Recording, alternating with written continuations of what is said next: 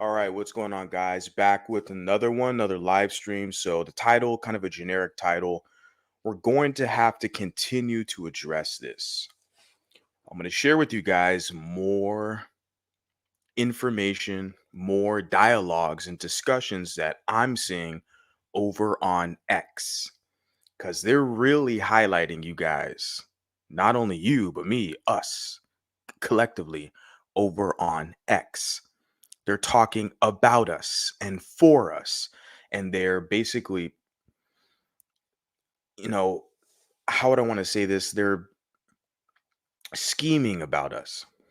They look at us ultimately as a utilitarian class of people with no actual representation, which in a lot of regards, sadly, they're accurate. We don't have representation. I'm going to share a video, upload it. Well, I've already created the video. It's going to release it tomorrow about that. We see these politicians, we have mulatto politicians all over the fucking place. All over the place.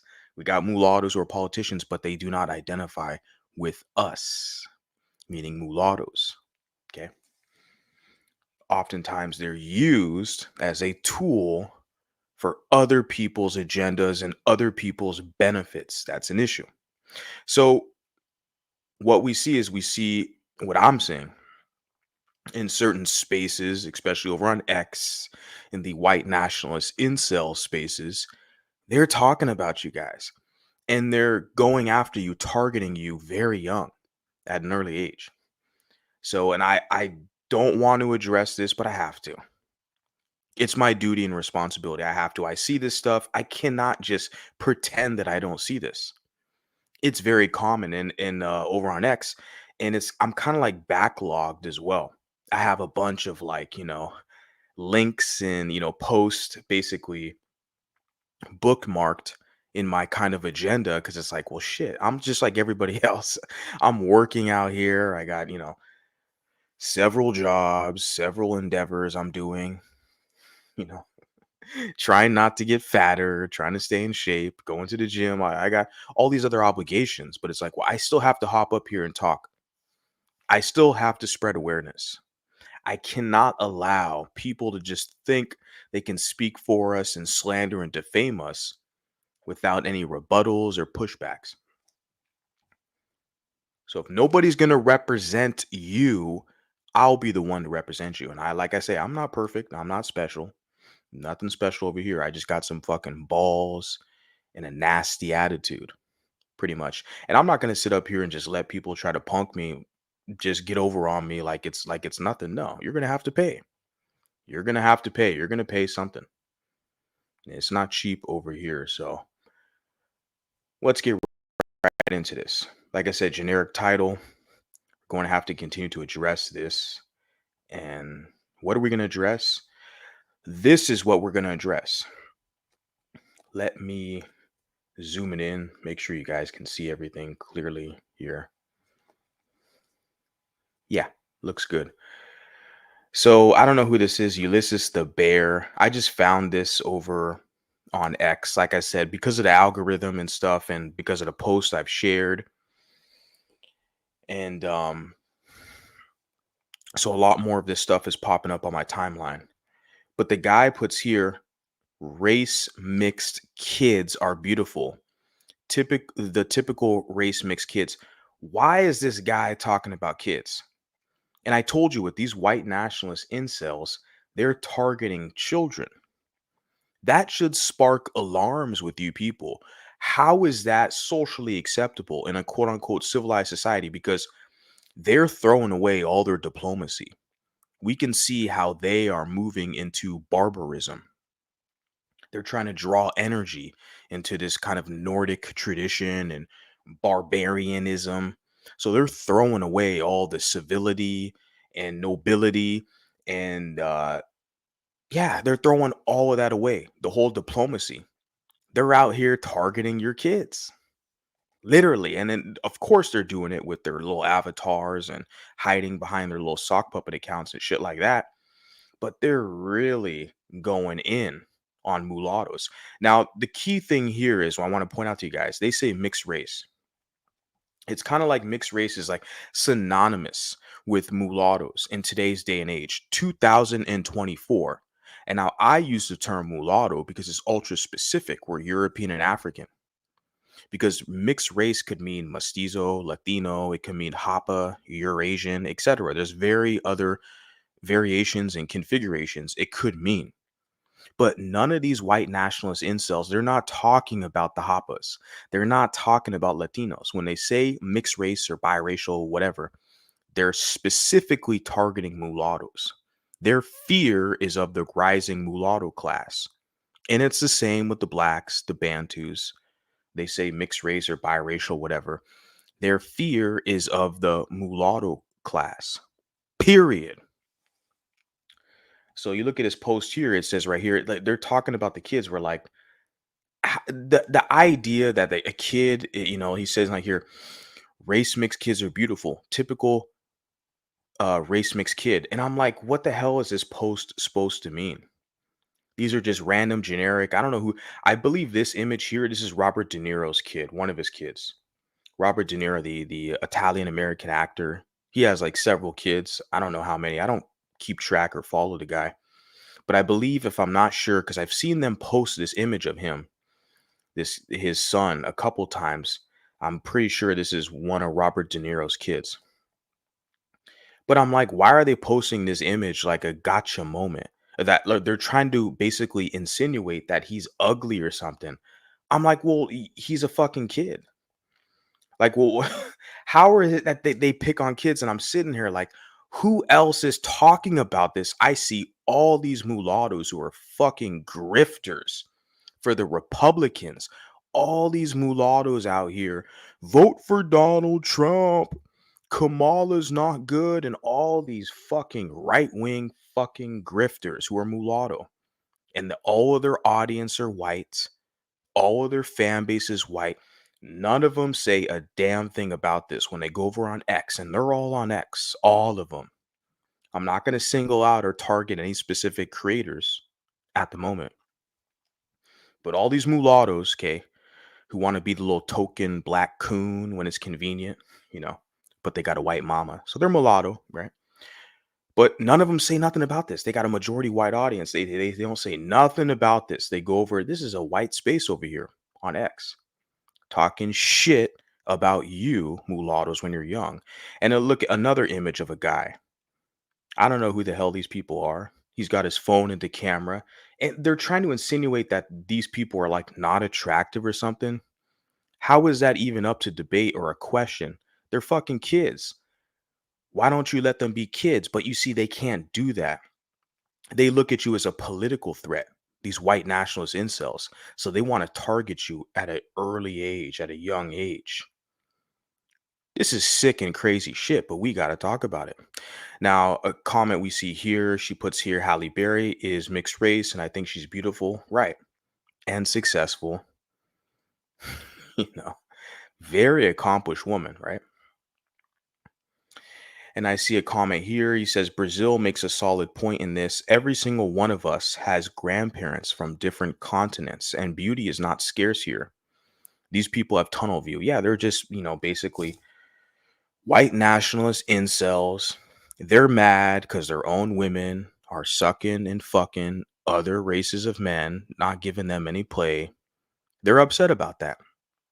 So they jump on here and they're trying to discourage these European, Anglo-Saxon, Aryan women from being with other races, specifically with black men.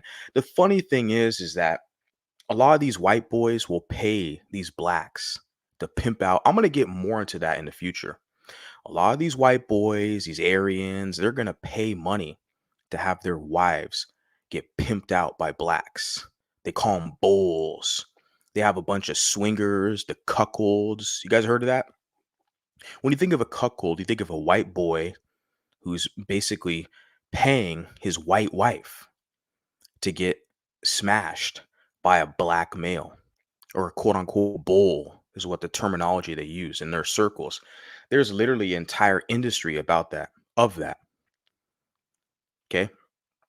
This is the type of depravity that we see. That there's no other race that does that. Asians don't do that. Asians don't pay blacks to sleep with their wives. Hispanics, Latinos, they don't do that. Arabs don't do that. The only race of men that I see that have made an industry, we're talking about adult film industry. The only race of men who have made an entire industry of paying other races of men to sleep with their wives are these Anglo-Saxons. The cope is fucking real out here. We're going to get more into that in the future. And these fucking incels will blame the Jews like they always do. They got to find a scapegoat for why they're losing, taking L's out here. They got to find a scapegoat. And of course, and then they're going to blame the Jew, but also they're pointing a finger at you, the mulatto. See, they're okay. Like they'll pay the black to sleep with their wife, to sleep with their girlfriend. They're okay with that. They have the stamp of not only a serial, you know, they want to say it on YouTube, serial KILLA, right? They have that stamp of the PDF file. They have that stamp of a cuckold as well. They have those stamps. When you think of those terms, those words, it's associated with them, the males of that group, right? Yeah, we're gonna get a lot more into that into the future because they're up here on X talking cash shit about you mulattoes. Like I said, clearly mulatto aesthetic right here with these two individuals. So they use these ambiguous terms, mixed race. They're not talking about mestizos, Latinos. They're not talking about Hapas. They're not talking about Arabs with whites. No, all of those groups are granted assimilation into the white body politic to help them for their political influence in the geopolitical landscape. It's the mulattoes they fear. And they're out here on social media trying to tarnish your reputation and your presence. And I'm just supposed to sit here and just fucking smile and just pretend like I don't see this stuff. Like, there's people out here who think I should just do that. I should just pretend.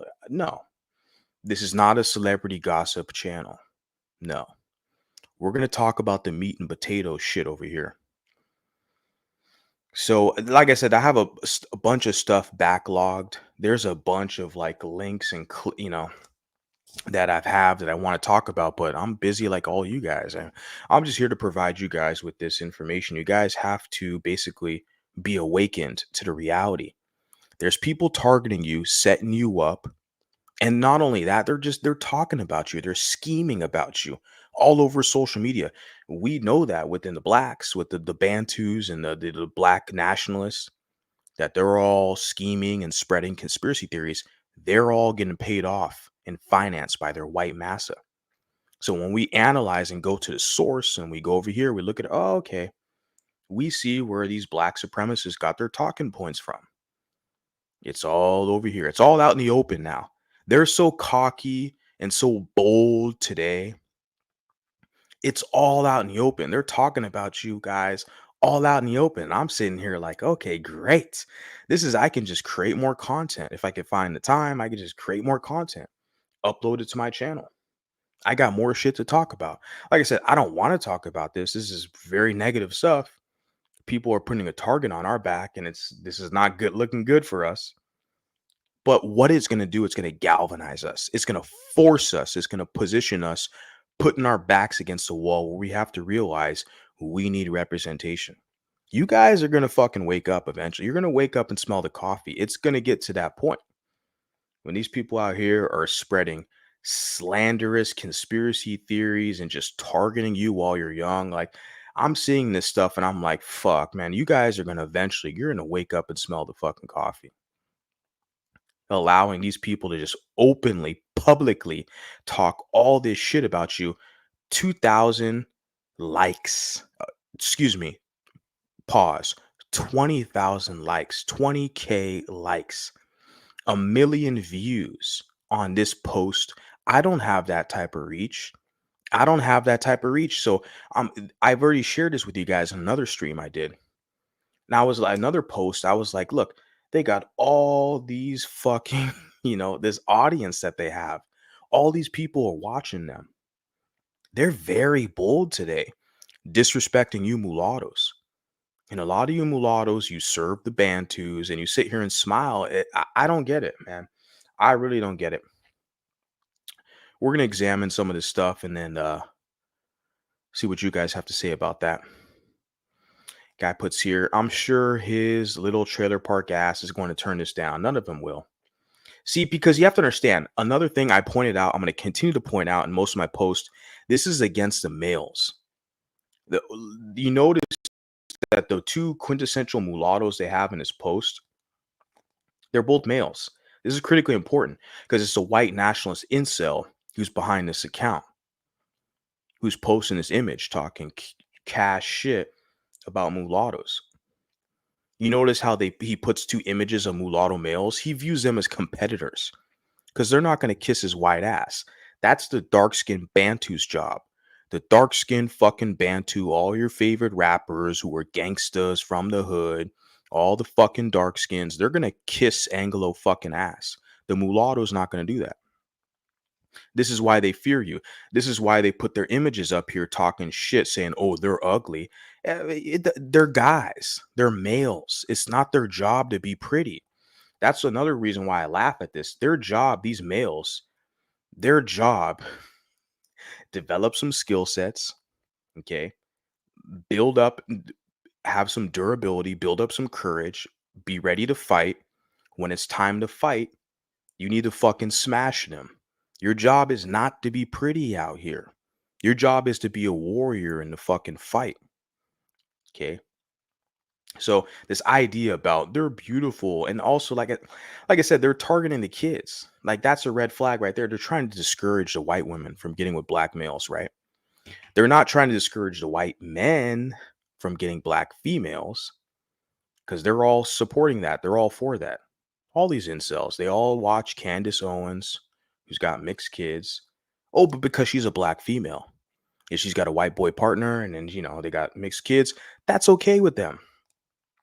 It's funny because, yeah, this is Robert De Niro's son, but the thing is, he's a male competitor. If it was a female, the white nationalist incels wouldn't say a damn thing. I want to point that out, guys. That everyone here, these are males. They're fearful of the mulatto males, like an Obama, like a Patrick Mahomes, and all these male competitors. That's why I'm hopping up my ass up here talking shit. I already know. I already see it for what it is because I work with them. I'm in the work environment, the workplace. I see them. I'll be nice. I'm on social media, so I'll kind of censor my speech. But yeah, when I'm looking at you, when we're face to face, I'm at the gym or at work. I'm competing out here, and they're not you. They're used to the dark skinned Bantu kissing their butt, and they see a guy like me. It's like, bitch, that's not how it works. A lot of times they kind of get it fucked up. They try to think they're going to condition you like this dark skinned Bantu. It's not going to happen. Not with this mulatto over here, and especially for my audience. The people listen, my core supporters, I hope to God, I pray to God, don't be a bitch, don't be a pussy. Okay. Let the Bantu do that. Let the Bantu beg for acceptance from the Anglos. Let them do that. Okay. Over here, we have a completely different operation. Critically important, they're fearful of the males. They look at the male competitor, especially your military age, combat age, ready to fight. They're fearful of you. That's why they put the images here. There's no females they put here. Critically important. Okay. And then this was a white lady who puts here Holly Berry, which, yeah, she's attractive. As I already stated, the gentleman or whatever, Sam, puts about Brazil. Yeah. And this image here, let's see what else we got here.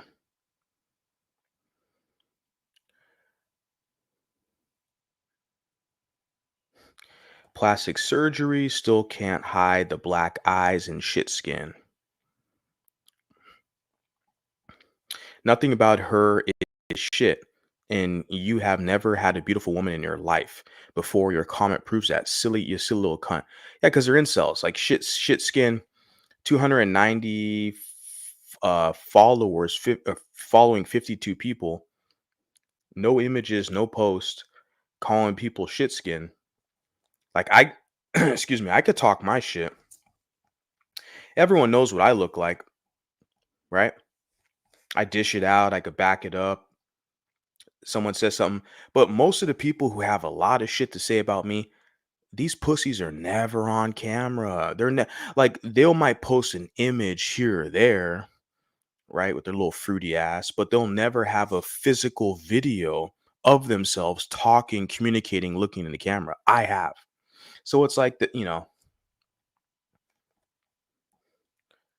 This is what I see. So yeah, and I look at this right here, like the people talking the most shit, calling her shit skin or whatever, Halle Berry, no images, you don't know what the hell he looks like.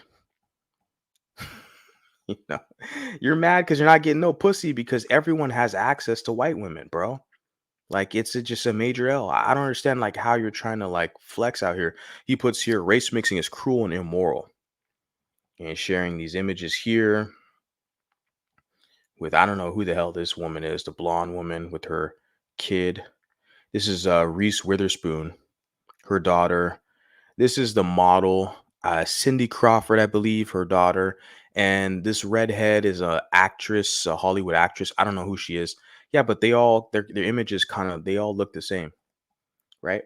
They basically replicated themselves. Kudos to them. Yeah, they have pretty beautiful families.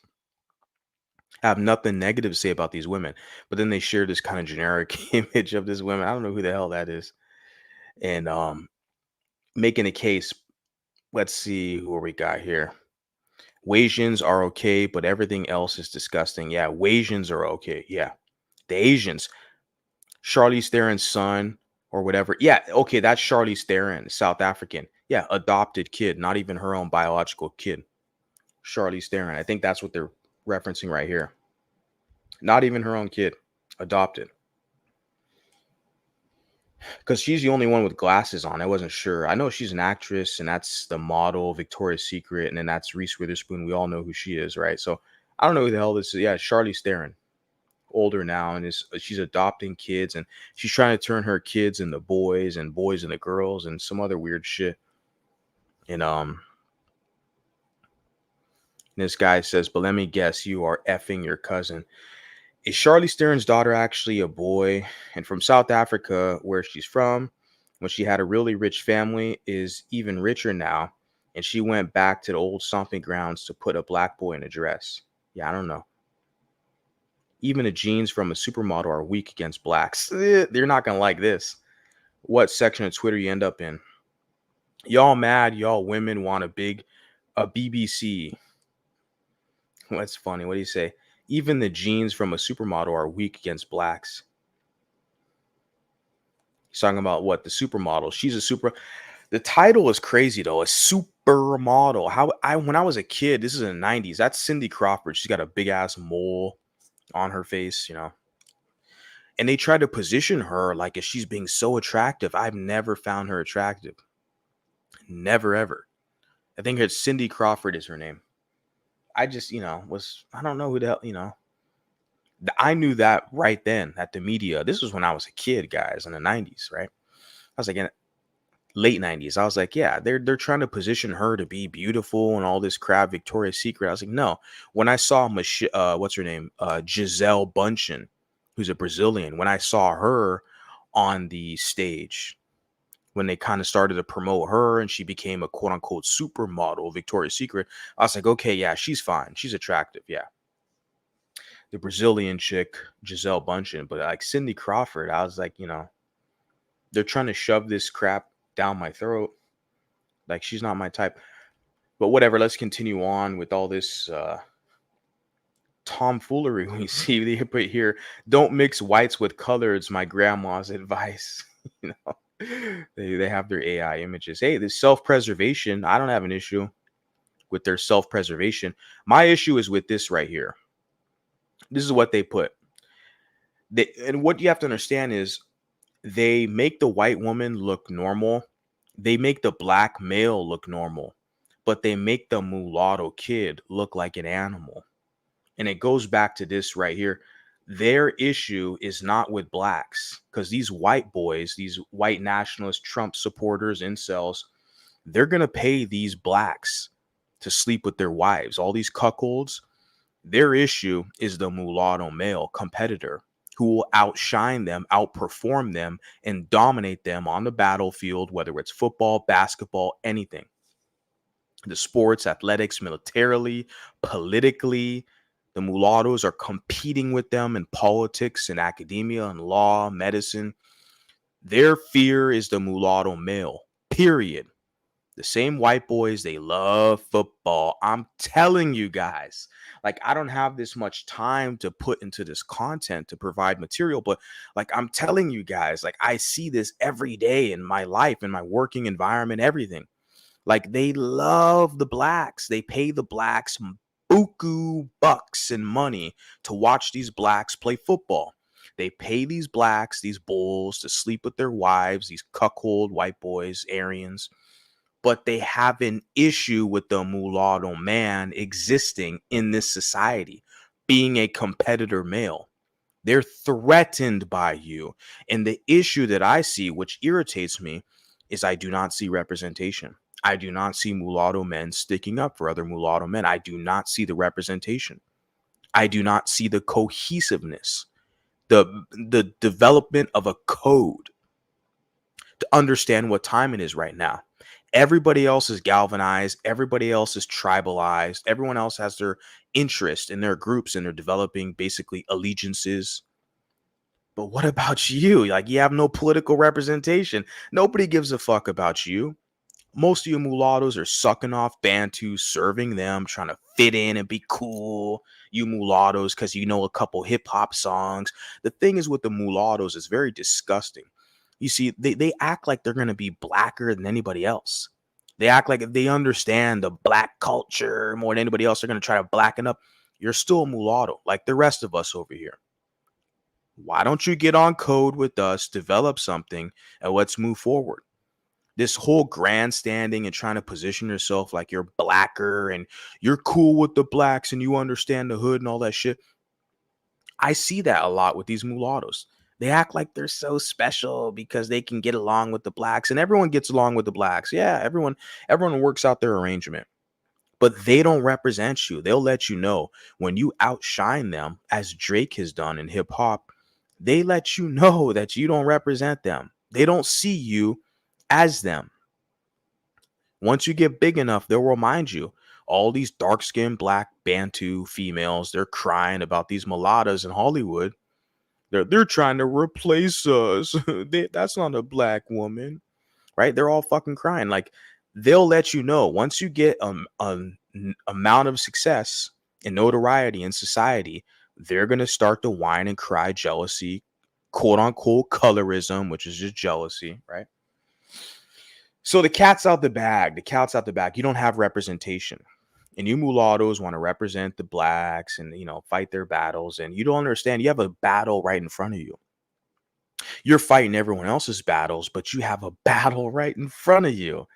These people are really putting a fucking target on your back. That's what irritates me the most, is I see a lot of these mulattoes are not on code. Who don't get it. Like, this shit is not like game out here.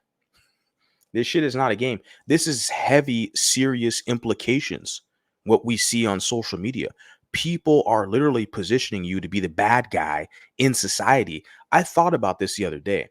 I was like, look, in the early 2000s, 2001, whatever, early 2000s, United States American society tried to position the Arabic people, Muslim people, Middle Eastern people as being the quote unquote bad guy, right?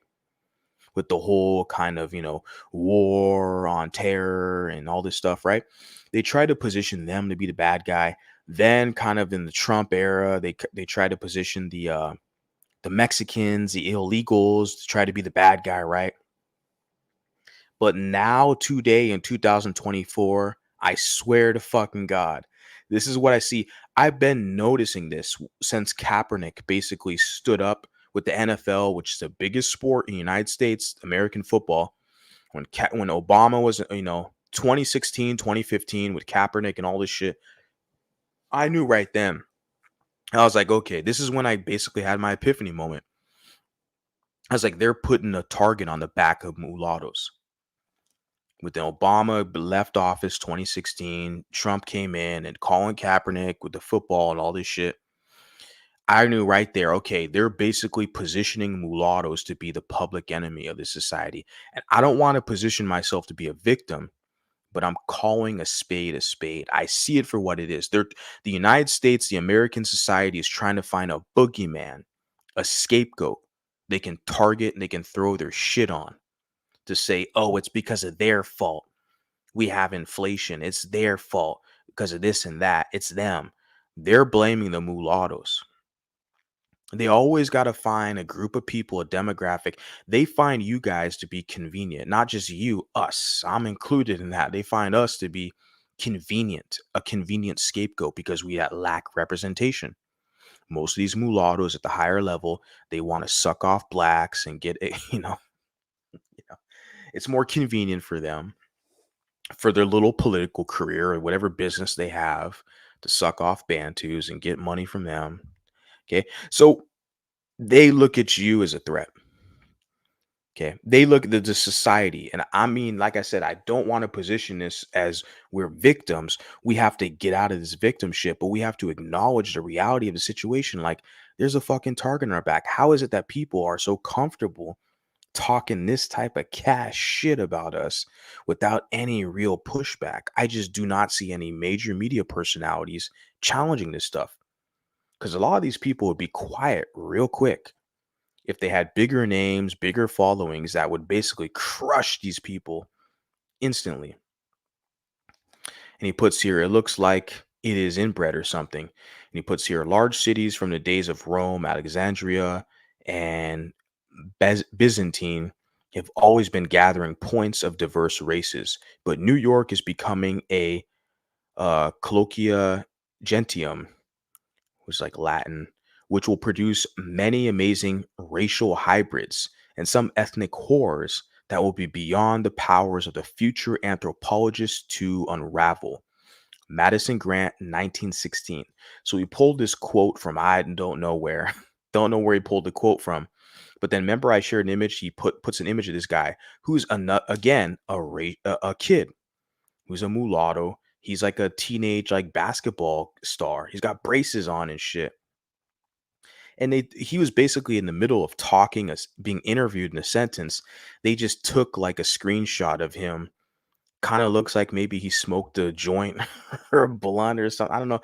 Like he's in the middle of a sentence. They post the most like awkward random image of him to say, oh, well, he looks weird and he look, it's like we can find millions of images of you fucking Aryans looking just like anybody else with your head up your ass.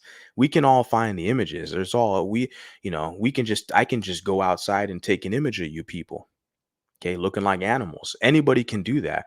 So the fact that you pick on this young kid, see, they're fearful and they're threatened of you. That's what it is. Because this is a basketball star. This is a kid. He's in high school. He's a basketball person. They take an image of him trying to point out that he's like ugly or something. He's like, I'm sitting there like, what's the context here? You can't let a kid be a kid. They're trying to position him as like he's a part of some conspiracy. He's a part of some anti-white conspiracy, right? How come that that thing can be so bro got yeah. See, it's just all like talking about his image, how he looks. Look at it. That's one ugly mulatto monkey, right? I like the fact that they identify you as mulatto. See, but they're like, you got those African genes are too prominent, right? Right. And again, these are all these guys, none of these guys, they're gonna show you what they look like, these white incels, right? Right? This he says for febrile alcohol syndrome, they're not gonna show you what they look like.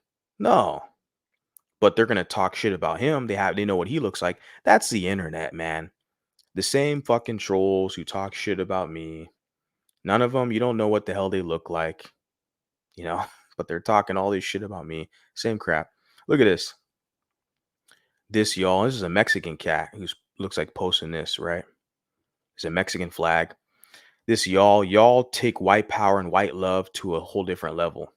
Yeah, inbreds. And I'm saying, even for me where I'm at, man, I can go outside. I see homeless white people. I can go outside and take pictures and images if I really want to be pity and go up in these comments. I'm just taking the information I see over on X and bringing it over here to you guys on YouTube. But if I really wanted to be pitiful, right, I could go out where I'm at, take images of them in their worst state, morbidly obese and deformed and handicapped, and I can put these images and I can spread the conspiracies about them being genetically recessive and them failing in society, being conquered. I could do all that, tit for tat and all this stuff. But I have shit going on, like I'm too busy. Like my whole thing here is just the mulattoes. You got to realize people out here are constantly spreading this slander on you. Like I said, and this was, let me see the date of this post. I'll put this in the description box, guys, so you guys have access to this. October 16th, 2024. That was 3 days ago, guys. 3 days ago. Look at the reach. 1.1 million views. 3 days ago. They're talking about you guys. You guys got to stay informed.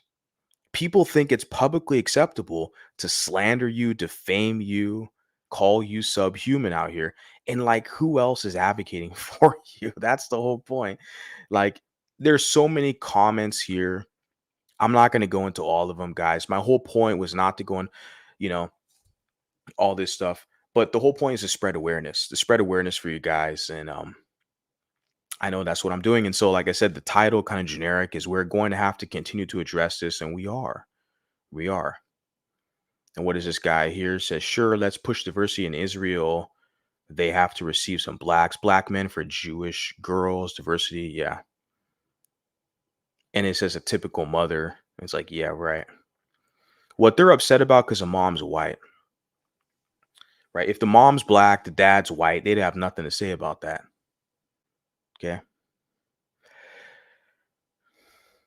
And then he says right here, so shout out to him, this person here.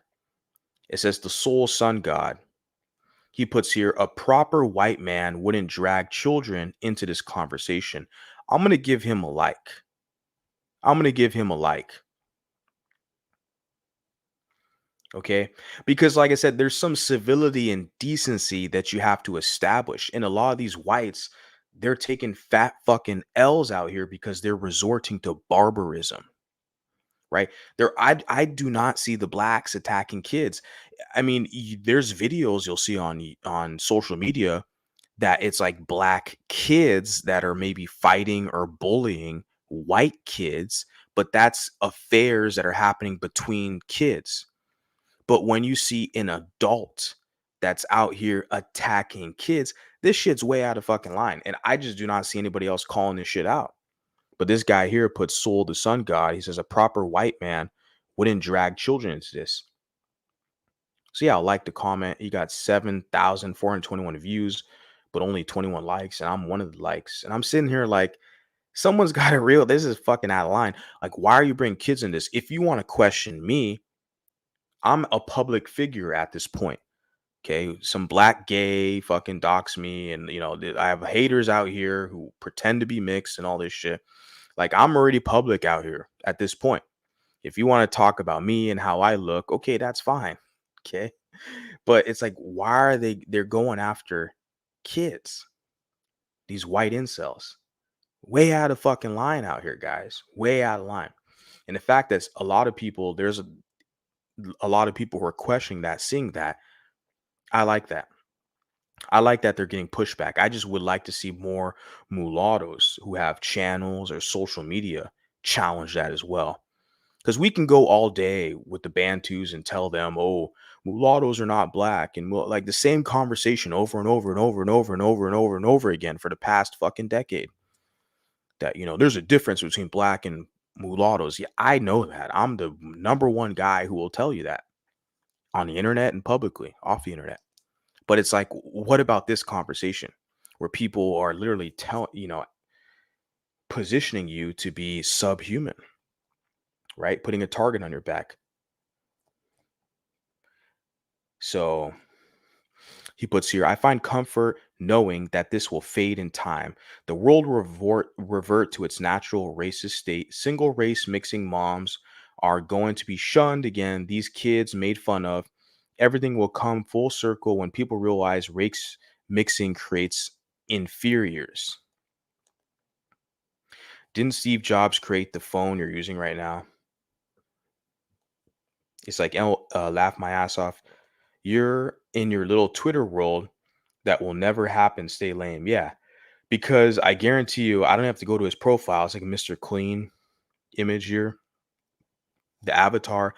I don't have to go to profile to realize it's like this guy, you're not going to show us what you look like. You're talking shit about race mixing creates inferiors. Right? Okay. Yeah. And he said Steve Jobs, the guy put Steve Jobs. I think Steve Jobs, who, the Apple guy, wasn't he like partially like Middle Eastern or something or Hispanic? He was mixed race. But you see, that's okay. Like I said, like the Hispanics or Arabs, like the Anglos, they need them as a buffer class, so they will allow them to be absorbed into the body politic of the Anglo-Saxon class. They allow those groups. This is what it's the mulatto. See, they're not gonna basically point out the specificity that they're fearful of mulattoes because it will force us to galvanize as we're doing right now. As I'm up here late at night, it's like midnight for me, talking my shit, like galvanizing because they're talking about mulatto males here. And I'm talking to you military aged men, you mulattoes listening to me. They're talking about you. They fear you. They fear you, but they're spreading propaganda about you. Are you just going to sit there and just smile and, haha, it's okay? You know, right? Or are you going to challenge it? And someone puts here, yeah, yeah. Okay. Can't believe Europeans spend half their day thinking about, yeah, mixed couples. Yeah. The thing is with the mixed couples, like I said, they're not fearful of Asian women being with white men or white men with black women or whatever. Their fear is not illegal immigration. They don't fear the illegals and the Mexicans and all this who is helping them build all their infrastructure. They're not fearful of immigration. All the Trump, all the white incels supporting Trump with his mix, his race mixing vice president JD Vance, right? They're not see, they're against a mulatto male. Okay. They're against a mulatto, period. Because we don't bow down and kiss Anglo fucking ass. You're going to pay us. You're going to support us. We're going to cut out a deal, period. Okay. You can punk the fucking Bantu. You've been doing that for a minute. And it's funny because it's the mulattoes who've helped the blacks all these years in America, helped them get out of fucking chains, literally. Helped educate them with all these HBCUs. So, and now look how the blacks are repaying you. You not like us. You a half breed. You confused. It's like, oh, you bet. You bet. That's all motivation for me. But I laugh at it now. It's like the most ungrateful people on the fucking planet. Like you've helped these savages for years. And now they're just basically kicking you, spitting on you. You know, I laugh at it. The reason why I laugh is because I still see these mulattoes who cape so hard for the Bantu. I'm like, well, what do you get out of it? You just feel like you're morally righteous. You're like, it's a noble cause. You're helping them out while they're spitting on you. I don't get it. I don't get it. I don't see what the return is on that. Again, mulatto. Okay. When they talk about mixed race, it's basically at this point, it's synonymous with mulatto. They're not talking about anybody else. Okay. They're not talking about Hoppas because they're going to have to fuse with these Hoppas. They know it. With the Latino, the Hispanics, the Hoppas, they're going to have to fuse with them to maintain a numerical advantage in this society.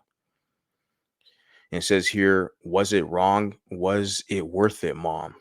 And it's a picture of just some generic mulatto. I don't know who the hell this guy is. No commentary on it, just an image of him. It's like a meme. They make memes out of you guys, right? They're making memes out of me too. So don't feel ashamed. Crazy. And they got they got Drake. They got little Drizzy here. They got the actor Drake here. That's funny. Yeah, I don't there's so much that can be said, like, with the commentary here, guys. Like I said, there's a lot of engagement. I'm not gonna get into all of it, but, I'm gonna probably get into a couple more before I basically drop the link. Look at this here, or the image they have here. It's, El Mestiza in America, says España, indigenous mestizo. España, negro, mulatto. Negro, indigenous, zambo. Mestiza, mulatto plus zambo equals Americano. And then it has right here, mongrel, mutt, Americano, la creature. And it's like, it's crazy. Like, this is all Spanish. I don't know who developed all this, but they're basically like, it's crazy. Look at this, El Ogoro de las Americas. So, like, they're even clicked up with some of these hardcore, like, pro white nationalists in, the Hispanic circles who are developing this whole basically nomenclature and language of this phenomena, right? Where they're basically, what's the term? You guys know, I've said it a couple times. I keep forgetting, I forget shit at my age now. I've been punched in the head too many times, so I forget stuff. And like the Major La Raza, I think it is, like, better the race, right? I think I'm pronouncing it correctly, but they're basically saying that this is a reverse of that. I can tell with this image. I'm gonna save this. I'm gonna probably go into this further into the future, but that's kind of what they're referencing with this, right? They're like, you're turning into an animal. Like, who the hell looks like this in society? Like, from a Spania starting up here, like a Spanish person, all the way down here. We're like, what the hell? Who are these people? Like, they're trying to make it seem like you're a creature. And they're really fearful it's the mulatto they're fearful of. Let's be clear, guys. Let's be clear. They're not fearful of an Arab and a white, or a Mexican and a Chinese. No, don't let the Trumps and the mulatto fucking Republican butt kisser fucking shills, don't let these idiots fool you. They're fearful of the mulatto having influence and power in society.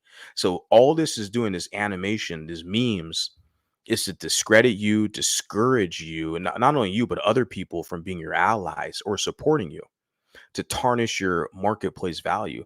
That's all this shit is. We're sitting here looking at, like, who the hell are these? Are like some random comic book creatures they're trying to say that represents you. Well, who the hell is they? Who the hell are they? These are the people losing power in society. They're being amalgamated into us. They're fearful of that because our numbers are rising, their numbers are declining. I don't know what to tell you guys. You guys got to work it out with their own women. Let's see. Founding stock 2A, 5A, right? Right? When little orcs grow up to be big orcs. Okay. So they're, like I said, this is what they're saying. Just say no to Kalegri kids. Kalegri goes back to that Kalegri plan. This is the white nationalist incels who push their whole Kalegri conspiracy theories, saying they're being replaced with the mulattoes, right? Even though Kalegri himself was Eurasian, I think he was Japanese and Jewish or something. So, like I said, they're the mulattoes is what they fear.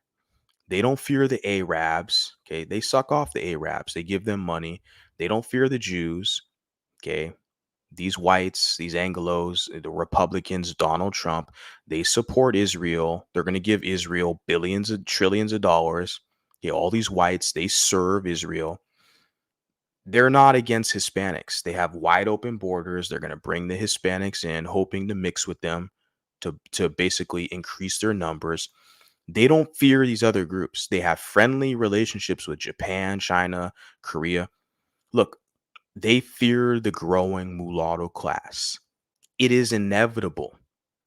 We are witnessing irreversible hybridization. The mulattoes are here. We are rising. And they fear you. And I'm trying to tell you guys, you better wake up and smell the coffee. You look at this propaganda they're pushing on you. You better take notice of this. This is not the tea hour celebrity gossip. This isn't some hoe shit from the golden sphere knuckleheads. Okay. This is Real. Well, this is what's going on, guys. People are talking about you. Look, they're talking about the Kalegri kids. They're basically saying mulattoes are a threat, and they're talking about you when you're young. They're just generic images, and they're saying when you're older, but they're not accurate. Why are they not accurate? They got a mulatta female centered here. I don't know. This probably could be a female too.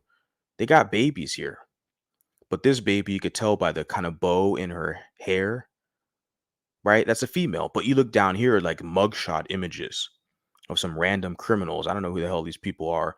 They're trying to make the comparison that it's like, well, some of these images here, they don't even look mulatto. This guy looks Hispanic. This guy looks like a fucking Arab, whatever. They don't even look mulatto. A few of them at least look mulatto. A couple of them, but it's all mixed up and shit. That's just to fit their whole notion. These white nationalists, to fit their agenda, right? They got a young female image here of a mulatta, and they're trying to act like, oh, when they grow up, they're gonna turn into this. And I'm sitting there like, your guys' propaganda is so weak. You don't have gerbils to help you out these days. 100 years later, 2024, your fucking propaganda is so weak. It's easily dismantled up here with a guy like me who's like, I'm not special. I'm just here talking my shit, but I'm laughing at you fuckers because a lot of you are pussies and cowards. You never cam up. You don't show your face. You're not competing with us tit for tat. You're hiding on the internet talking shit about us, where I'm just supposed to sit here and smile. When you white boys, you're paying these blacks to fuck your wives.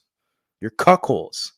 It's all public knowledge. It's like everyone has access to your women. It's sad. And I'll be real, with a lot of the mulattoes, I mean, you know, I'll get into that later. It says right here, when I got pregnant with my son, the last thing I wanted to be was a single mom, right? This is what they fear. They fear this is what they fear, right? When it's reversed, they have nothing to say about that. When a white guy with a black female mulatto kid, they have nothing to say. The white boys are silent as church mice. Again, because it's a white female. But right here, look at, like I said, this image they put here where they're making him look like he's like a monster or something. You guys see this here? This is a generic image they use of a mulatto child. This should raise concerns for you guys that you do not have real representation. You guys want to identify with blacks, but the same blacks you identify with, they serve and work for whites who are undermining you. You guys have to have your own independent voice, your own independent agenda in this society. There's no other way to basically, position this. This is where we're at right now, guys. Again, white female mulatto child, right? They have nothing to say when it's Candace Owens, if it's a black female with the white boy who abandoned her. They have nothing to say. They're never going to position white males to be inferior or deficient. Of course, they're not going to do that because these are white boys who are posting this shit on the internet. It's always going to position the white female as being right. He puts right here, miscegenation should be a crime with the death penalty. Look at that. Pablo Longaray, right? And of course, there's AI images, cartoons, and look at that Jewish conspiracy shit, right? And weird Japanese and shit they got. It's Japanese because they got, hiragana here. I can interpret some Japanese hiragana and katakana, but yeah, like just weird shit. They got some random Japanese shit here, but you have a Jewish a post about migration, immigration, and Jewish, and it's like, and your name is what, Pablo Longaray, and like AI images, just a bunch of fucking weirdos on the internet, but they're talking shit about mulattoes. That's why I'm here. That's why I'm here. I'm gonna share my link, guys. You guys want to hop up here? Like I said, I can go on for hours with this. I could, but it's already late at night, guys.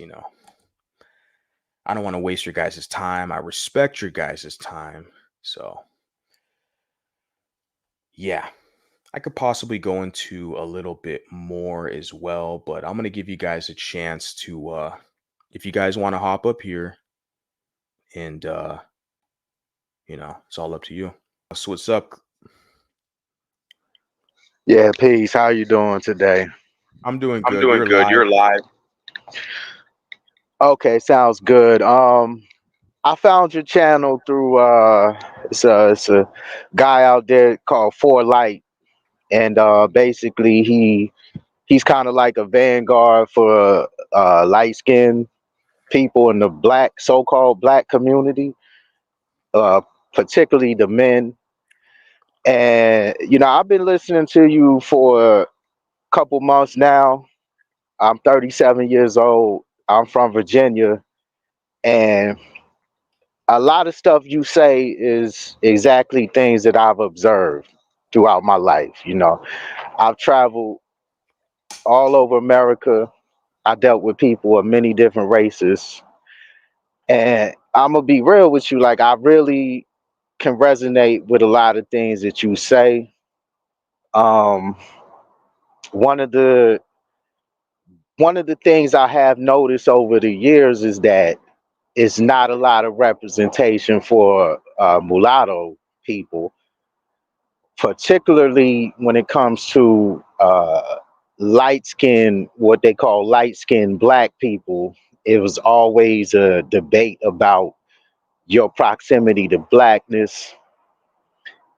And now I might be late in the game, but I came to an epiphany within the last couple years that the, what I've been doing my whole life literally was just cucking for the black community. And when I line up my experiences, it was usually negative.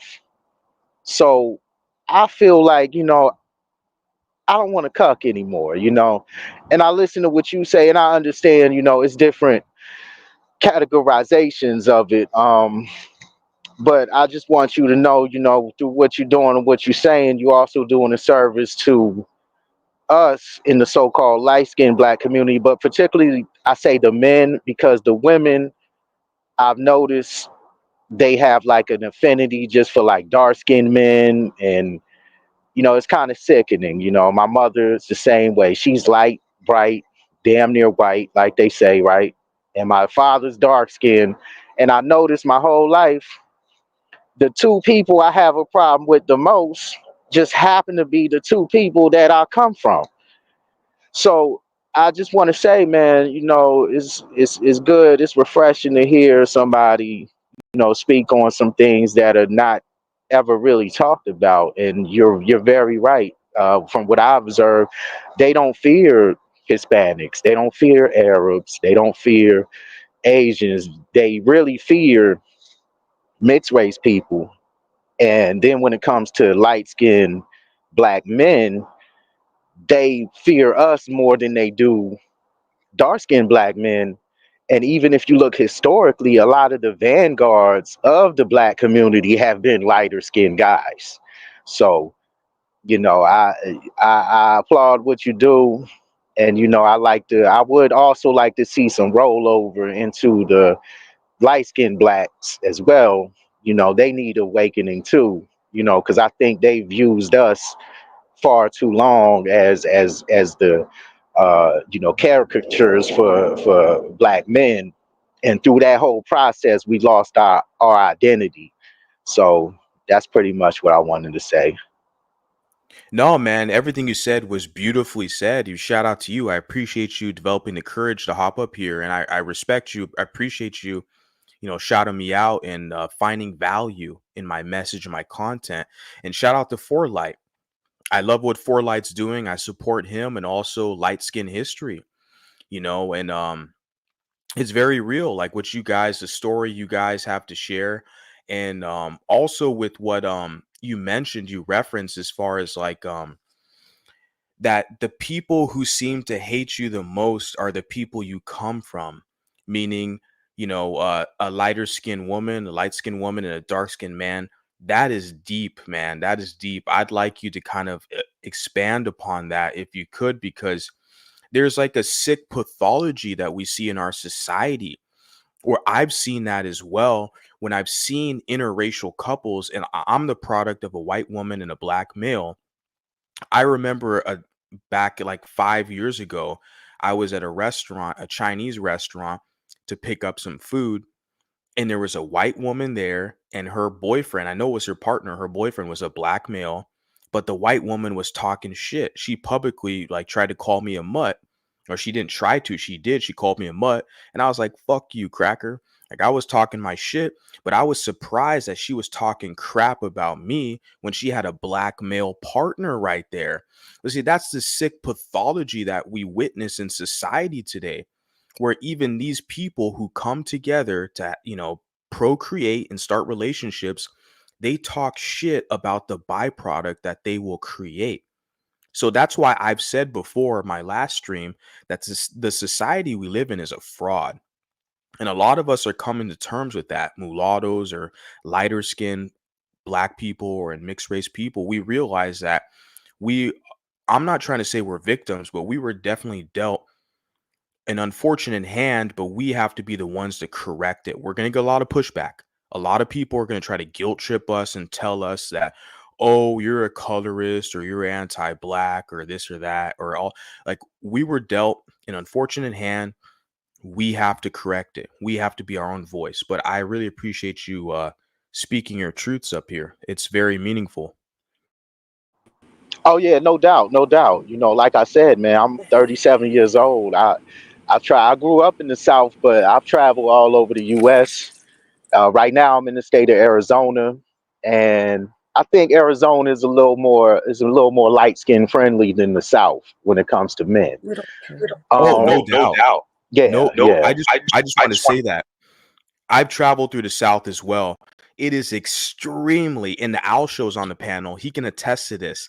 The South is extremely anti light skinned man, anti mulatto. I'm from California, the West Coast. I can kind of fit in with the Latinos, mestizos, Mexicans out there. So you're right.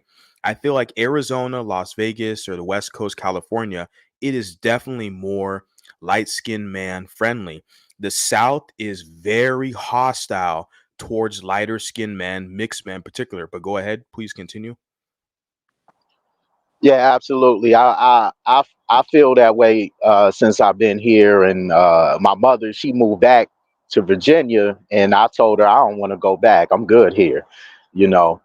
Um, but yeah, like you said, the experiences. One of my more recent experiences where I was here downtown, out here where I'm at in Arizona, and it was a couple got out the car, and it was a dark skinned guy, a black man, a light skinned black woman, and they both give me like a really ugly look, and I'm looking at them like, this is my mother and father here. They're about to procreate a child that looks like me, but they're over here grilling me, giving me ugly looks. And another thing I noticed since being in Arizona, I don't, in the South, they got this thing called the evil eye, where, people look at you and you could tell by the way they're looking at you, like they're looking at you with a lot of hostility. When I was in South Carolina, it was like that, really heavy, because they don't like lighter skinned folk. But what I noticed was I would look at the mannerisms, when they would turn to white people, they'd be all giddy and happy. But then they turn to a light skinned black person, it's like all of a sudden it's all this hatred and vitriol and stuff like that. So, like I said, I might be late in the game on it, but for a subject like this, it's better late than never. And I definitely want to appreciate it. I'll let some other people get in on the panel, but I definitely like the knowledge and the opportunity to expand, and hopefully other people will wake up and maybe something will come out of this. Thank you. Yeah, man, I appreciate all your advice and you sharing, Yeah, I really appreciate that. That's like where we start, where we're going to start, as people sharing our stories, letting it be known that we're here, and also that we are challenging the paradigms that are put in front of us. We see what's going on. There's real suppression. Bunny, you want to speak? Shout out to you for being up here. Hey, yeah, thank you for having me again on the panel. I'm, you know, uh, just really happy that um, you're sticking up for that young man that was in the video, and just sticking up for all of us. Um, and we need to go more into some of these uh, low class whites, and how it's really glorified in America. Uh, this whole West Virginia, these mountain people, the Appalachias and all that kind of stuff.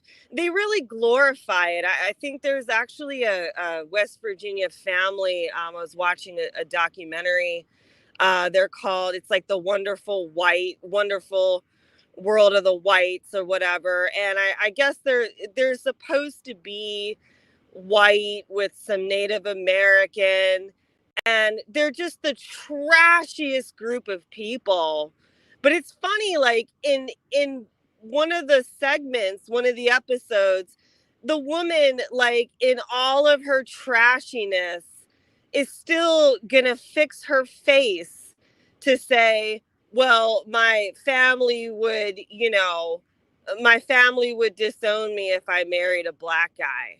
And it's not being talked about enough until now. I think now that we're all coming together, we're going to start talking about this. Um, because you're right. We're getting a target put on our backs. And it's like, break the silence already. Break the what are you still so silent for? What are these mulattoes still so silent for? I agree.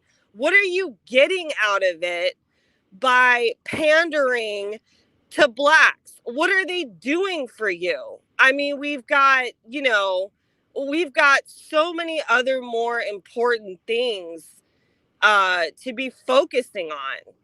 And I just wanted to say, like, I'm just happy that we're finally addressing this. And yeah, hashtag break the silence. What are we all being so silent for? I mean, what is it benefiting? I mean, I didn't even know until tonight that this was going on with these white men paying these black men to screw their wives. I mean, what are we being so silent for? Everybody wants to shame us. You shouldn't be here. You shouldn't exist. Look at all this craziness going on. And it's all the, oh, you guys are confused and mentally ill. I have look, the every transgender person that I have seen come on here, or come on the on TV, it's been some white kid. I mean, and it all started off with, wasn't it Bruce, that Olympic guy? Um, oh gosh, I forget what his name is now. Bruce Jenner. Yeah, Bruce yeah, Jenner. yeah, yeah, yeah. So, I mean, who's confused? Who's confused? Hashtag break the silence. That's what I'm gonna go with.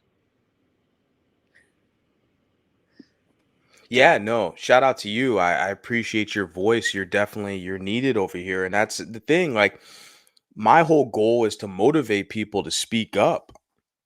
I want more people to speak up. And I always tell people and reiterate, I'm not the nicest guy. I'm not the best looking guy. I'm not, the most moral guy. Like, I have many deficiencies. But the thing is that I will come up here and I will talk my shit on issues that I feel like is very pertinent and important to us.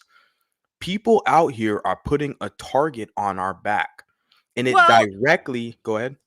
and they're so comfortable to do so. And I'm getting a little bit tired of how comfortable they all are with that. And I am just they are going to start seeing major pushback with these younger generations. I'm also a millennial. I think I've said that before. But yeah, some of these Gen Z and Alpha, nobody's going to be, serving anybody and not getting any deals out here going forward, you know?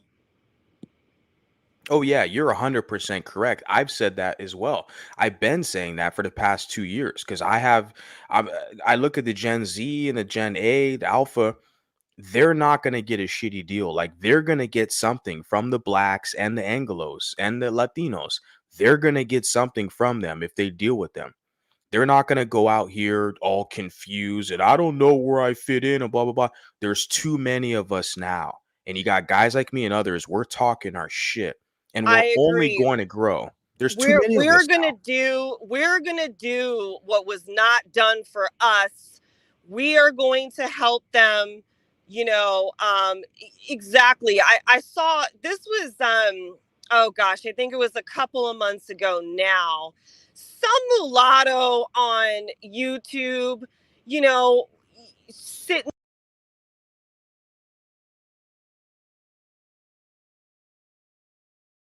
Your audio went out. Are you there, Bunny? I'm I think sorry she. about that. Oh. Hear me now? Yeah, you're good. Go ahead. Okay. Yeah, it was some mulatto. She was on YouTube, and she was just sitting there crying, talking about we live in such a black and white America. And I'm like, stop making us look weak out here. This has not been a black and white America for a long time. There are many other groups of people here, you know. I'm just tired of them pushing that narrative, you know, crying online and trying to get sympathy. Nobody's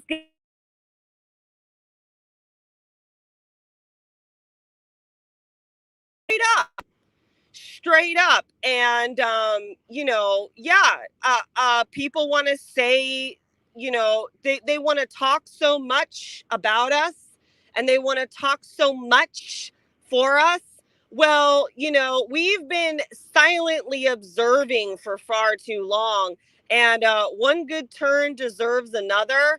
And if they're so bold to let us know what they think about us, then I think we need to be just as bold and let them know what we think about.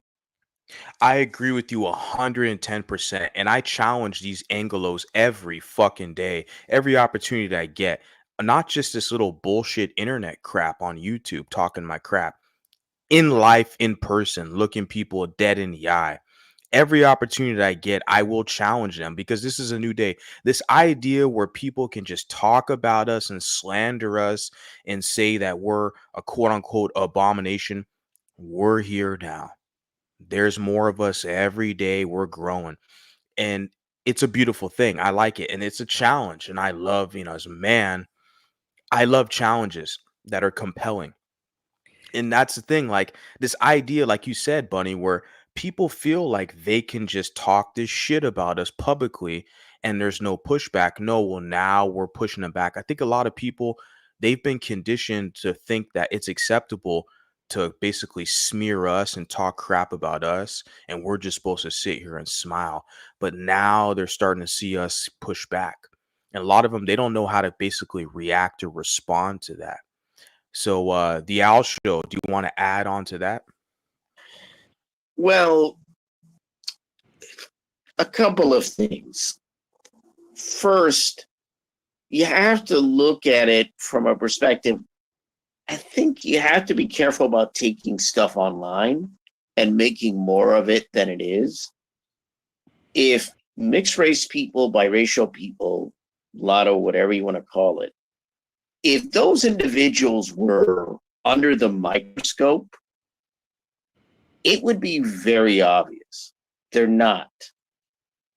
Most mixed race people, biracial, multiracial, they're not really talked about in a kind of way, it's certainly not in a consistent way, obsessive way that other groups are and that other people are and other facets of American society or other societies are. So I don't agree with the idea that that mixed race people or specifically mulatto people are suddenly this huge, are target consistent like other groups in the last 20 years. I don't think that's the case. And it's not the case because they don't represent a group that is considered enough of a problem by the powers that be. And so that's what you have to look at. I mean, it's like, yeah, you have to look at the fact that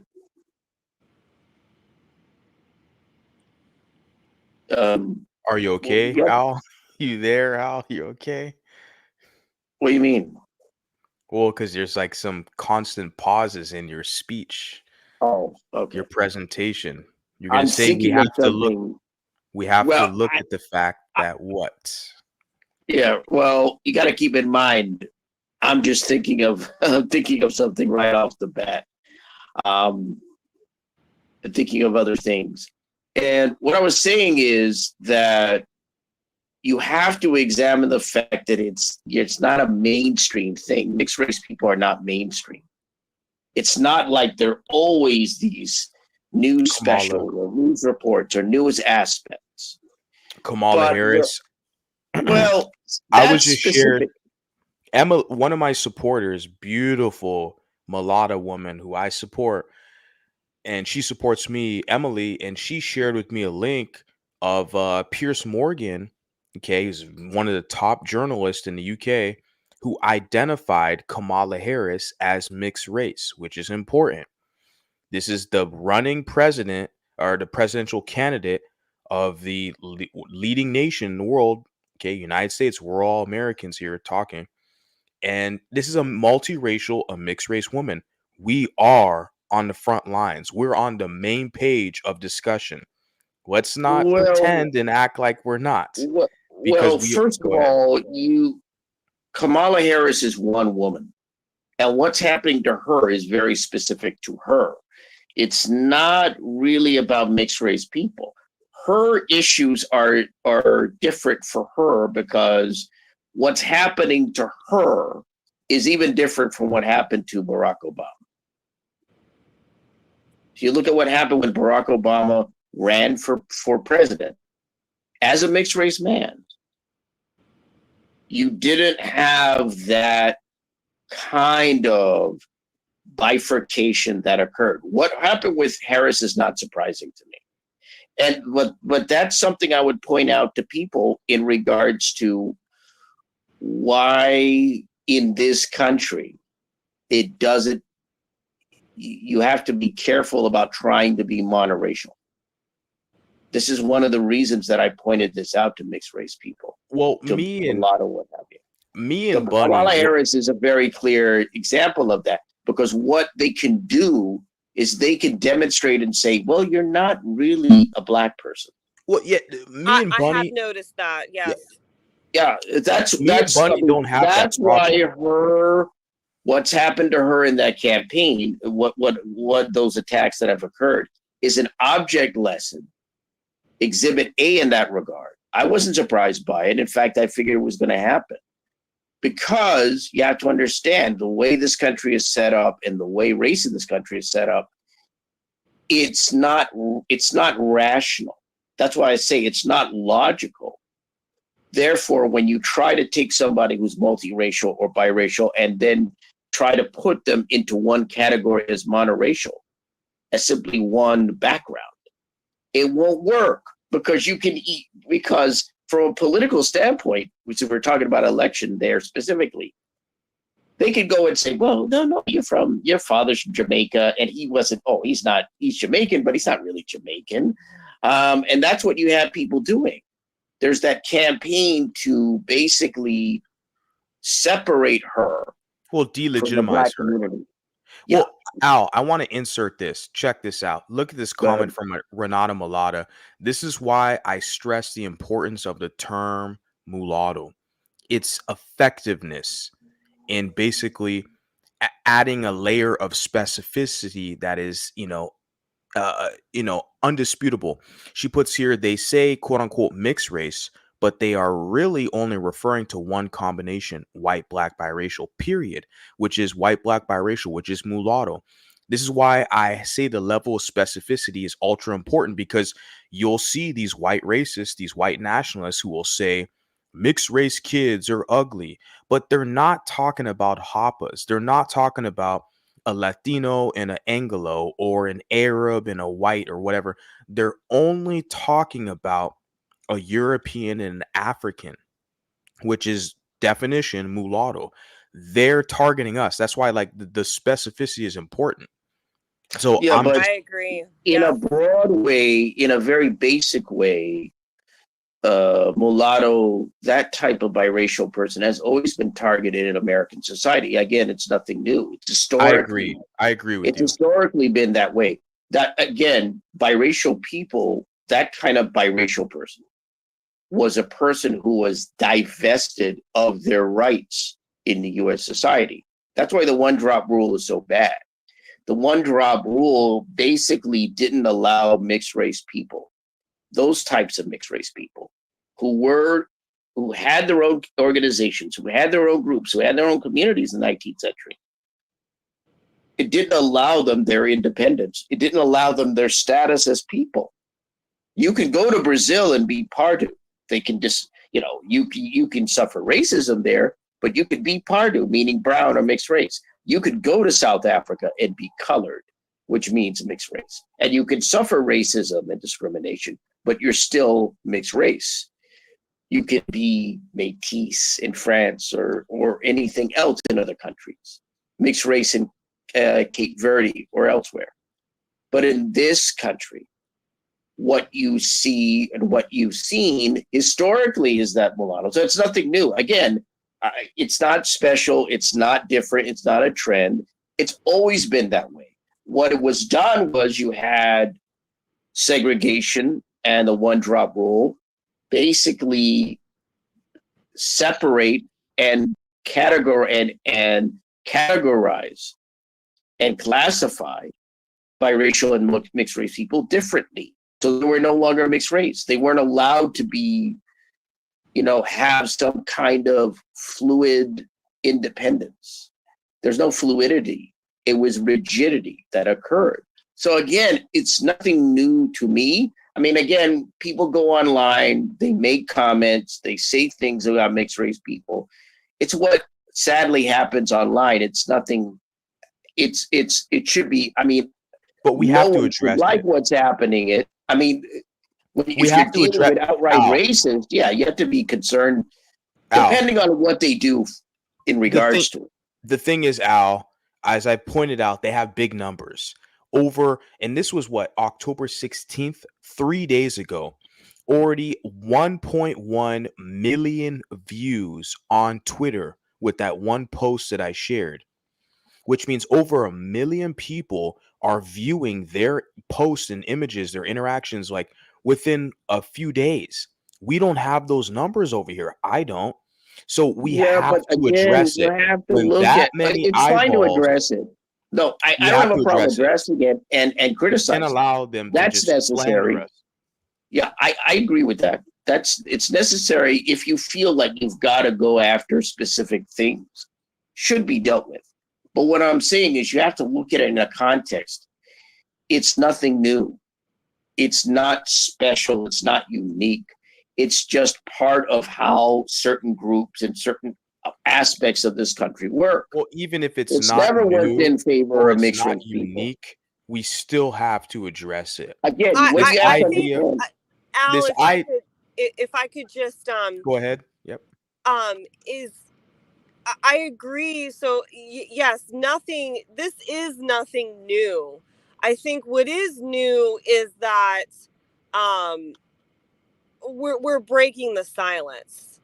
basically. And I'm not really sure how that came about, or my theory about it has been that because we saw what was going on with the whole gender identity, I think it woke a lot of mulattoes up.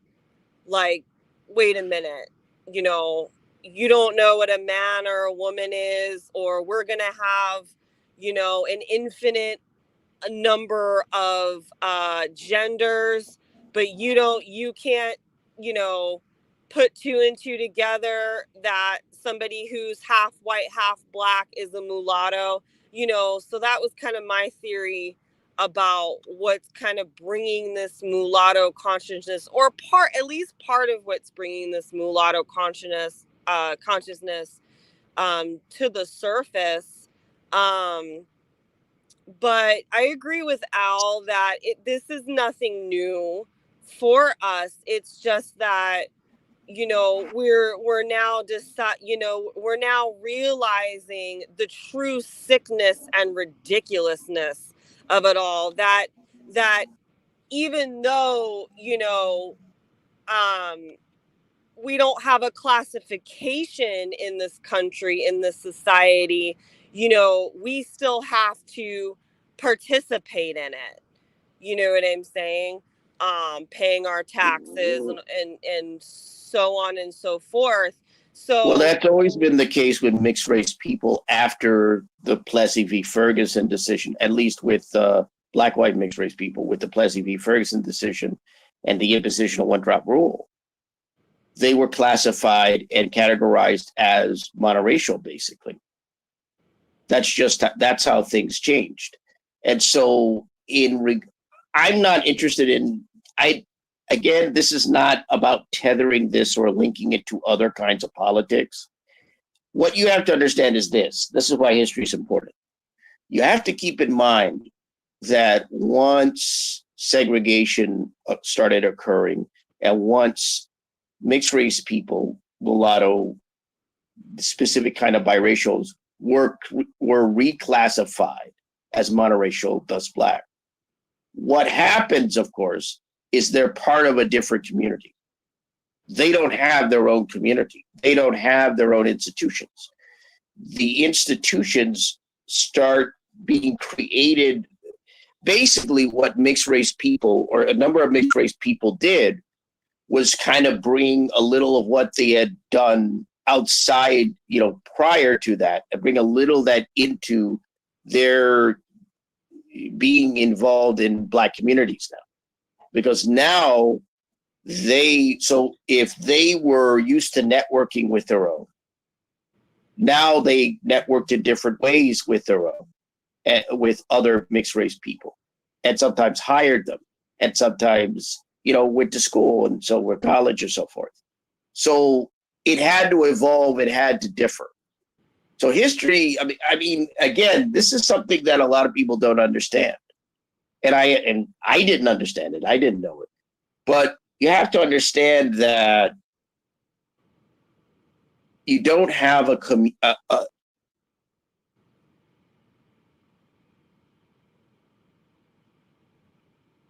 sense of community anymore. Yeah, it was lost because of the changes in society, because of the law, because of segregation, because of the one-drop rule. It was lost. So you have some aspects that were retained with mixed race people, but for the most part, you're now part of another community legally. And the only way out of that would have been to pass. The only way out of that would be to pass and try to be part of another community. Right. See how limited the choices are? Even if you pass, now you're part of a different community, but not entirely under honest pretenses. I agree. I mean, see how strange and how weird and how, that's what I said. That's the difference in the US compared to other countries. In other countries, mixed race people can be mixed race people. Yeah. They may suffer discrimination, they may suffer problems, but they can be that. In this country, it's always been difficult for over 100 years. Now, the past 20 years, you've been able, people have been able to do that, but that Well, the thing is, comes with difficulties. I want to add in here before Bunny speaks, give Bunny the mic, but I want to add in, I agree with what Bunny was saying, basically, where it's like the flaw and the irony, the hypocrisy that we see in society where they allow a man to pretend, a biological male to pretend to be a female, and reverse. They accept a biological female to pretend to be a male. The society, the Anglos, the Aryans, the Latinos, they're all in lockstep, and they accept that to be normal with this whole gender dysmorphia. They are acceptable of these different male and female configurations, switching their genders, pretending to be male and female, all this other, they accept that. But when it comes to mulattoes, and they look at us like we are an issue because we are a power. There's an imbalance in power they see in society with the black and white dichotomy, the paradigm. They look at us as basically upsetting the status quo. They have an issue with us because we challenge the power dynamic that is set in stone in this society. That's literally why they had laws in place to prevent us from being born and existing. And I really agree with what Bunny was saying about that. Like, this is why I've said on my last stream where, like, the society we live in is a fraud, especially if you're a mulatto person coming into this consciousness, because they accept like all these different transgenders and all this male, female, all these religions. They accept illegals. Everybody who's not an American come to America. You don't speak English, but oh, you could be cool with the Anglos. The Anglos are all cool with that. But when it comes to the mulatto existing in this society, competing, people have an issue with that. That's why I'm so passionate about this. But go ahead, Bunny. Go ahead and speak. Oh, yeah. So I was just gonna say that, like with these white supremacists, I mean, they are so off the mark. It's not even funny. They cannot see that it's their own people, the white liberals, that are spinning them into, leading them off the beaten path. They want to come and blame it on us and focus on us, and they can't even see that it's part of their own people that is. That doesn't really make any sense, but No, it does. It's the same with the blacks. It's the same. It does make perfect sense. It's the same with the blacks. The blacks will blame mulattoes for undermining black progress and taking roles from black people in Hollywood. But all these blacks claim us mulattoes as being a part of their group. They claim us as being. Wait a second, Al. Hold up. The blacks will claim mulattoes as being a part of their black family, a part of their group. Okay, and we accept that. We're like, okay, we're black like you, but then we get preferred over them. We get preferential treatment. We get selected for Hollywood roles over the blacks. And then the blacks cry and complain, say, you're replacing us. The whites prefer you over us. It's exactly. Like, you cannot win. You can't win. This society is. Vanguard, can I just interject for a second? If we had our own classification in America in the past, and then we were that the law and Walter Plecker and all of that was put into place, I mean, of course we're going to be the face of, I mean, we're not really, we're not black. So in order for us to go into that group, of course we were going to be the face of their group. You know what I'm saying? I mean, why this is such a strange, like all the colorism and all this kind of stuff. I mean, of course we were going, there wouldn't be any benefit or a reason to be a part of their community unless we were leading and, the face of their community. I mean, how does this not make any sense to anybody? Well, I don't know what you're What I talking mean about. is, how does it not make sense to them? If we were going to give up, or we were forced to be part of their community, of course we were going to be, the leaders of it. Well, I don't know. That's a whole different. That's your point of view. What I noted, I think things have kind of getting a little offhand here. First of all, what you have to understand is this: you keep talking as if biracial. First of all, in the past,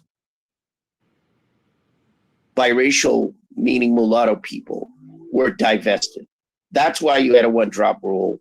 That's why you had, with the Plessy v. Ferguson, you had the imposition of segregation. And the one-drop rule and aspects of it were a way of maintaining segregation and were a way of making sure that mixed race people couldn't be seen as separate or different.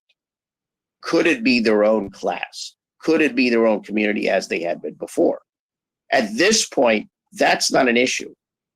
If individuals want to go and say that want to correctly identify themselves as biracial, they can do that in American society.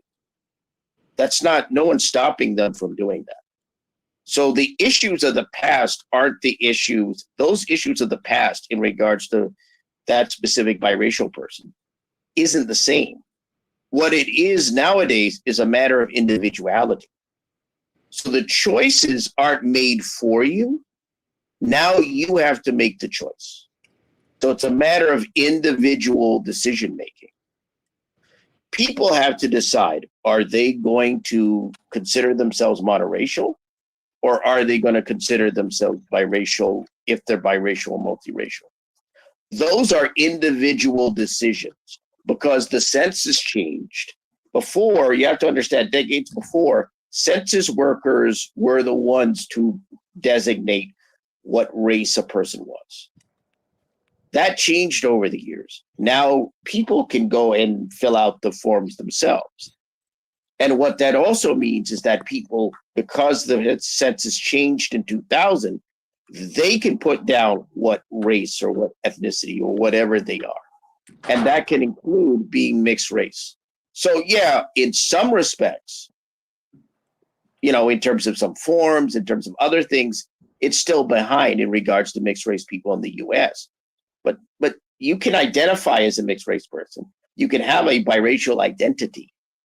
No one's stopping you, but it's an individual choice. Therefore, people have to be seen on an individual level in this country. That's why I say people make the decision. Hey, if you make the decision that you want to consider yourself monoracial as a biracial person, that's up to you. That's ultimately up to the individual. It's not, nobody's forcing you to do it. Well, so you can't blame anybody. No, I'm not blaming anybody. We're making that decision now, especially over here, right? The camp over here. We are proudly proclaiming mulatto over here. It's a beautiful thing. It's a new day. It's only going to grow. With that, I'm going to kind of close and wind things down here. So I'm going to let everybody have their kind of final words. And I'm going to start with you, Al, if you'd like to kind of add your final words. And I'm going to go to Bunny next, and then 520 Chris. So go ahead, Al. I think someone needs to call. I think somebody needs to mute up because hearing some sound there. Oh, that was me. I apologize. Yeah, you gotta mute that. It's that something's. I don't know if you're eating or something, but you got the floor, Al. Go ahead. I was closing my door. Okay. So a couple things you have to keep in mind. Number one, it's always, you have to look at history and you have to look at the present, right? One of the things I've always said in regards to how mixed race people, I've been in mixed race groups and I've been in online on social media, and I've been in and on YouTube. And it really comes down to the individual. We're at an era now where no one's really stopping biracial people from being biracial people, from having a biracial identity. At this point, there are no excuses. It's up to you. It's your decision. I had people tell me when I was in groups, oh, well, I didn't have a choice years ago, or I had to be, or it was just the way things were. You couldn't really be biracial. Okay, maybe I can see that to an extent, considering the history of this country. It's true to an extent, not entirely, but it is true. But now, in the past 20 years, it's not true anymore. Being biracial isn't a matter of being categorized by other people. It's a matter of who you are and what you decide. It's an individual choice. And what I tell people has always been, you have to live with the choice that you make. And so if you consider yourself monoracial and you're part of a community, you have to take in mind that you're part of a community where there are not a lot of people like you, where there may not be a lot of biracial or multiracial or mixed race people like you.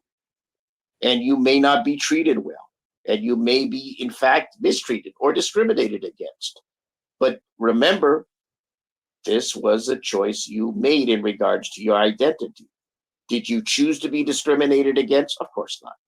Did you choose to be mistreated or to be rudely treated? No.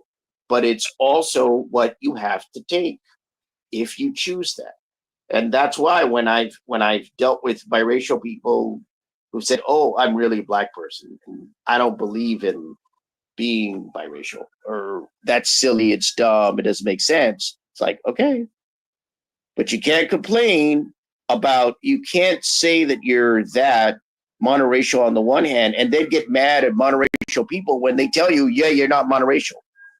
You're going to go through what, can't remember her name, Kamala Harris is going through. That is an object lesson to a lot of people there. And this is one of the reasons I've said what I've said over the years to people.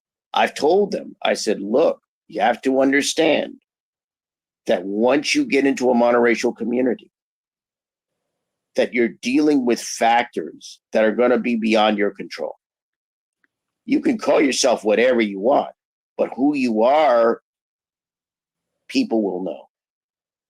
They'll know what you really are. Someone once said this to me in a group, mixed race group. He said, there will come a time when Black people will tell you that you're not Black. And he was saying this to other people. I think he mentioned it to me once. But I knew instantly that he was correct. And people who are biracial or multiracial, but who choose to be in a monoracial identity, they have a hard time with that. They have a hard time processing it.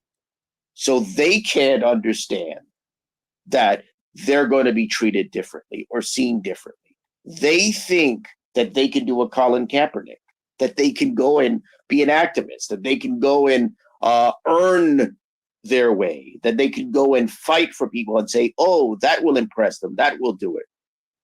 That's not how it works. It's not how it works in any other community. And it won't work in that community either. And again, you have to understand that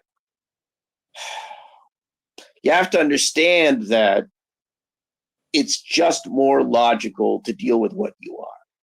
Is it easy? No. Like I said, biracial people in this country lost a lot. They lost real community. They lost structures. They lost a number of things. But if you're biracial, you're biracial. You can run from it. You can hide from it. You can try to be something else. But at the end of the day, I don't know what to tell you. Again, if you're willing to deal with, and I say this clearly, you have to take the sweet with the sour. You can't just go and say, oh, I don't want to be mixed race, but I'll go into this monoracial community and everybody will treat me well and I'll be like everyone else. No, you won't. When people don't treat you well, don't complain. Don't Great complain. point. Yeah. Great point, Al. Thank you I so agree. All much. I right. like that. Thanks a lot. Thank you, Al. All Have a right. good night. You too. Bunny Trixel Strange.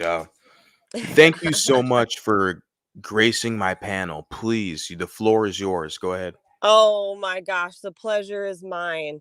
So wow, what a I do agree with Al on that we do you know we do have the right in 2024 to claim mixed.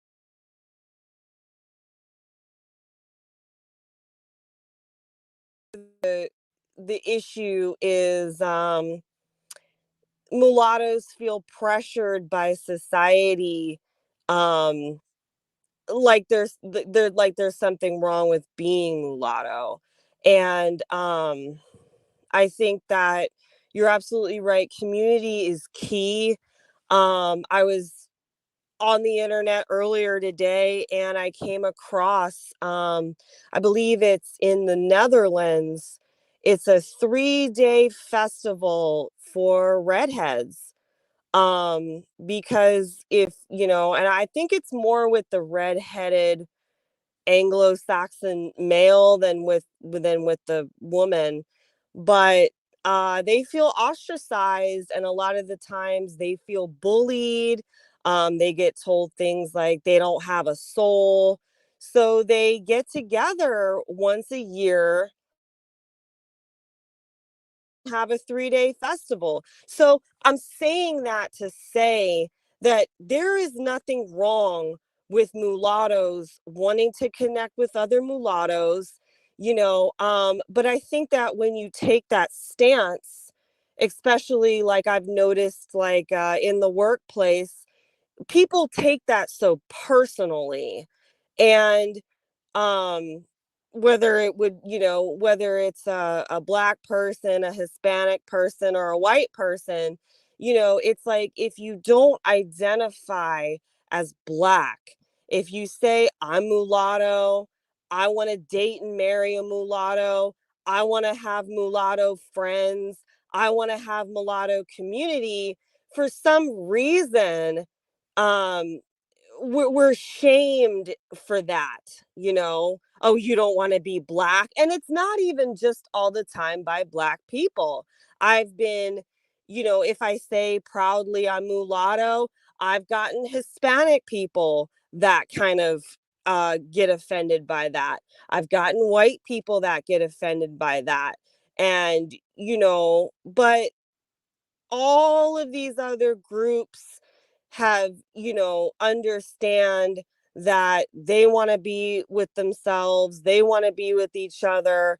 So I think it's up to us to remove the shame and to understand that it's perfectly normal to want to be with people. And what one of the gingers, redheaded people said, is he said, I want to be with other people that have the same shared experience as me. In other words, I want to be with a bunch of other redheads.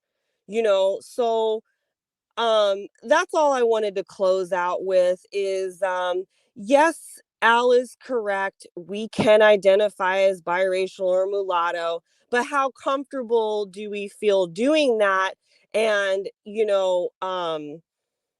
how do we remove the stigma behind that and understand that it's perfectly normal and human to want to be with others that are like you?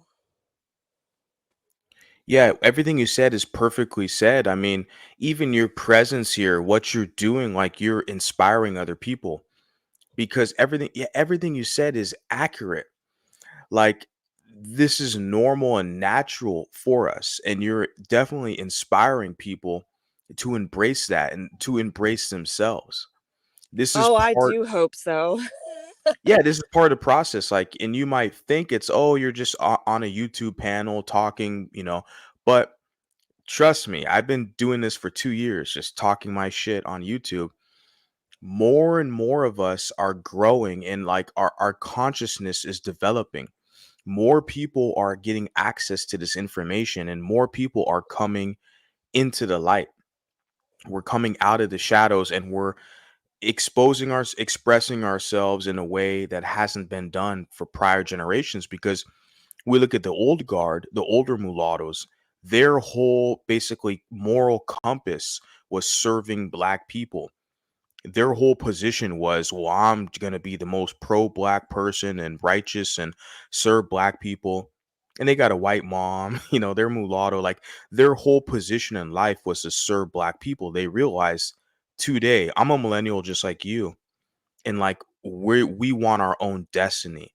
We like ourselves. That's another thing too. Like, we've seen so many positive images of us, mulatto men, mulatto women. We like ourselves. We want to continue this tradition. So this is a new era, a new consciousness that we're seeing here. And everything you're doing, like just speaking here, I'm so grateful and thankful for you, because you're definitely going to inspire people. People are listening to you, and they do like what you have to say. And I appreciate you. Very honored to be up here. You guys have a good night. Thank you. Talk to you soon. Bye. Bye. And 520 Chris, you have the final words on the floor, so please go ahead. Oh yeah, it was a great panel tonight, man. I definitely learned a lot. Thank you all. Peace. That's all? Do you want to add anything else? Because you said some fire earlier, man. Like, I apologize. We kind of went on a lot today, this evening, with the other panelists we had. But what you said initially, I kind of want you to go more into, if you can, please, before you kind of jump out of here, where you talked about how a lot of people who give you hate today in society, you see a lot of lighter skinned women and darker skinned males, where those are the two people who created you. That type of like dynamic, the pathology we see in society, it has to be addressed. Like, we have to let these people know, we see you, we see what you're doing, and we are going to shame you. Okay, and they're gonna be corrected, because we cannot continue to allow these people to think this is normal. Because I see biracial women. Okay, they got a white mama or whatever, a white daddy, and they think they're black. They want to act dumb, act stupid, think they're black, and they want to insult us. They want to insult us. And I see this stuff going on, and I'm sitting here like, you know, I'm not the only one. I know that now. I'm not the only one who sees this. Okay, this game, and then they try to hoodwink you and trick you with this whole colorism bullshit, this whole colorism argument. You're a colorist, you prefer a lighter skinned mulatto, you prefer lighter skinned women, you're a colorist. I'm like, you people are the colorist. You're anti light skinned man, you're anti biracial man. Okay, I'm just supposed to sit there and just be quiet and be stupid. Oh, but if I say anything about it, then I'm an incel, then I can't get pussy, then I'm jealous of the dark skinned man. Nobody's jealous of you people. Everybody has access to the same women you dark skins have. Nobody's jealous of you. Okay? We got to call a spade, because the modus operandi, the way people are operating today, you know, it's got to be challenged. The status quo, it has to be challenged. Like I talked earlier about this whole Anglo shit we see over on X, they're really going in on you guys. And I can say you guys and me as well, I'm included. They're talking cash shit about mulattoes out there. But all these Anglos, they love the blacks. They're paying the blacks to screw their wives, and they're cuckolds. That's them. When you think of a cuckold, when you just type in on the internet cuckold, an image of a Hispanic is not going to pop up. An image of an Arab is not going to pop up. When you type in cuckold, it's going to be a white boy and that black boy that the white boy is paying to screw his white partner. That's a cuckold. These whites, these Anglos, they earned that title. And it's not the Jews or the mulattoes. It's these fucking Anglos, these Aryans, okay? These quote unquote warriors who pay these fucking blacks to screw their wives. It's them. But they got so much shit to say about you mulattoes. Where are the mulattoes challenging this? I just do not see it. I do not see it anywhere. It's okay. It's a new day now. It's a new day now. Thank you guys for participating. I appreciate it. Your participation is everything. I'm nobody special. I'm nobody. I'm nobody special. I am here to serve you. This is a community service. And I feel very fulfilled and I'm thankful that I can participate and you can participate with me in this whole endeavor. I'm going to leave you guys with that. Please, when this live stream is concluded, post a comment and I'll talk to you guys very soon. I mean, like I said, the generic title here is we are going to have to continue to address this. We're going to have to. This idea where people can come up here and slander and defame us when we're literally babies, when we're kids, like they think they can talk shit about us, like, and we're not going to push back. It's just a new day. And I don't really want to talk about it. It's a negative, content topic. I get it. But we have to address it, guys. So somebody has got to speak up for us. I'm that voice currently right now. If you want to be that voice, guys, jump up on here and speak. Okay? The choice is yours. I'll talk to you guys next time. Sayonara.